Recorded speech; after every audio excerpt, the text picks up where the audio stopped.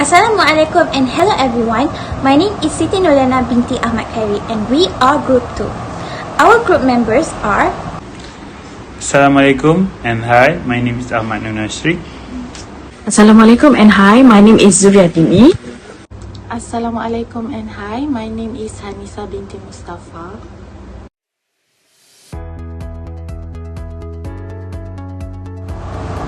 For this presentation, our group has chosen My Bank and RHB Bank. These are two of Malaysia's largest bank and most established bank, publicly listed with transparent financial reporting. They are ideal examples to show how MFRS 8 operating segments and MFRS 134 interim financial reporting are applied in practice and how segmental reporting help users understand performance, structure and risk across different business areas. Now, I will begin by explaining briefly about MFRS 8 operating segment. So, what is MFRS 8 all about? MFRS 8 is the standard for operating segments, which helps users understand the structure and performance of a company. An operating segment is a part of a company that first engages in business activities and earns revenue on incurred expenses. Second, is regularly reviewed by the CODM for resource allocation and performance assessments. Lastly, has discrete financial information available. So, in short, MFRS 8 allows stakeholders to see how each part of the company contributes to overall performance and how management makes key decisions. Next, I will explain about the Chief Operating Decision Maker or CODM. According to MFRS 8, the CODM is a role or function, not necessarily a single person.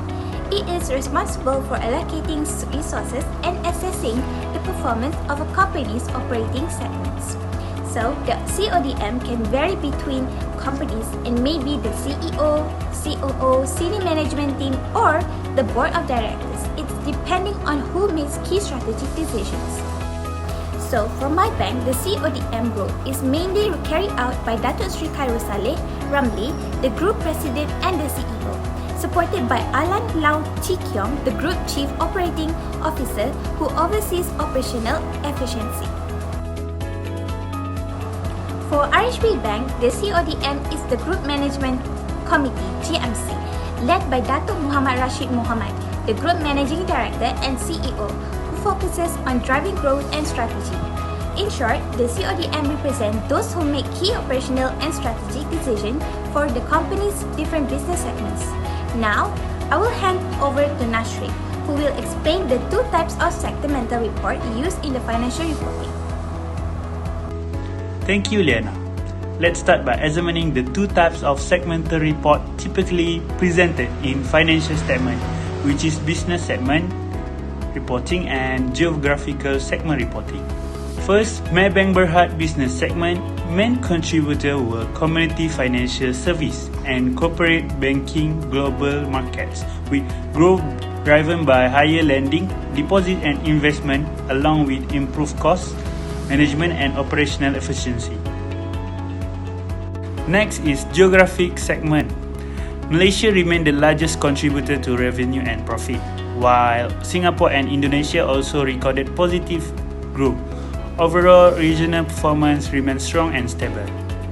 Overall performance in 2024, operating revenue rose to 68.9 billion, up from 63.5 billion in 2023, and profit before taxation and zakat increased from 12.5 billion to 13.7 billion, reflecting growth across the both of business and geographic segment.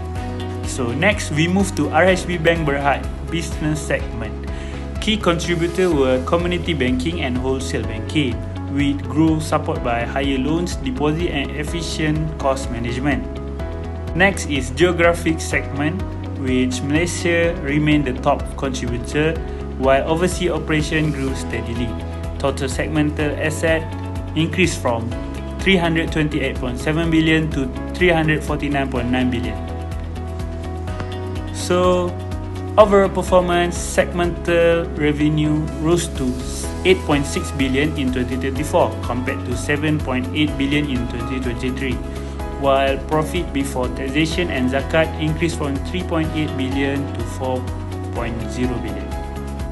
Now, let's discuss two key benefits of segmental report for financial statement users, referencing segmental report from listed companies in Malaysia. Segmental report helps in user assess the performance and make a better financial decision. For Maybank's 2024 annual report show results by business segments such as community financial service and corporate banking, where community financial service remain the main profit contributor. Then from RHB Bank's 2024 report present both business and geographic segments showing strong results from retail and wholesale banking, mainly in Malaysia. These examples show how segmental report help identify profitable areas, assess risk, and support informed decision making for investor and analysts. Now, I will pass to Hanisa, who will continue with Part B, explaining about MFRS 134 interim financial reporting. Thank you. Let's move on to Part B, where I will explain MFRS 134 interim financial reporting. Bursa Malaysia requires publicly traded companies to publish interim financial reports covering periods shorter than a full financial year. These reports are commonly prepared quarterly or half-yearly, can be complete or condensed, and must follow MFRS 134 for minimum content, disclosures, and accounting principles. By doing so, MFRS 134 ensures investors and users receive timely information to evaluate a company's financial positions, performance, and cash flows. For this section, we identified two significant events from both Maybank and RHB Bank Berhad that affected their financial position and performance since the last annual reporting period. For Maybank, the first significant event in the Integrated Annual Report 2024 was achieving its sustainable financing target earlier than planned, reaching 115.17 billion and surpassing its 2025 goal. This strengthened Maybank's ESG commitment and contribute positively to its profitability and long-term growth. Based on the same report, another key achievement was the launch of Salam Market by Maybank Islamic in collaboration with Borong. It is Malaysia's first halal B2B digital marketplace connecting halal suppliers with businesses, supporting Islamic financing, SME growth, and new income opportunities. For RHB Bank Berhad, the first key event was the sale of its subsidiaries in Vietnam and Thailand, which generated a gain of 33.6 million. This strengthened RHB's capital and liquidity position. Meanwhile, the second event was the declaration of interim dividends of 50 sen and 28 sen per share, reflecting strong profitability and commitment to shareholders even though it's reduced retained earning and cash flow. I'll now turn it over to Zuriatini. For this part of the presentation, we are required to identify the current and comparative interim reporting periods based on the interim reports of listed companies in Malaysia. This will be our last section before we conclude. For Maybank, the interim financial statements are issued quarterly. Based on the latest reporting cycle, the current interim period is 1st July 2024 to 30th September 2024, and the comparative period is 1st July 2023 to 30th September 2023. For RHB Bank Berhad, the financial report 2024 states that the group's quarterly statements follow MFRS 134 and Bursa Malaysia's requirements. Accordingly, the current interim periods covers 1st April 2024 to 30th June 2024, while the comparative period is 1st April 2023 to 30th June 2023. In summary, both banks comply with MFRS 134 by providing timely interim reports, and their significant events such as ESG initiatives, digital expansion, disposals, and dividend declarations directly influence their financial performance and stability. With that, our group has covered both MFRS 8 and MFRS 134, explaining how companies report segments, information, and interim financial results in a clear and structured manner. Thank you for listening.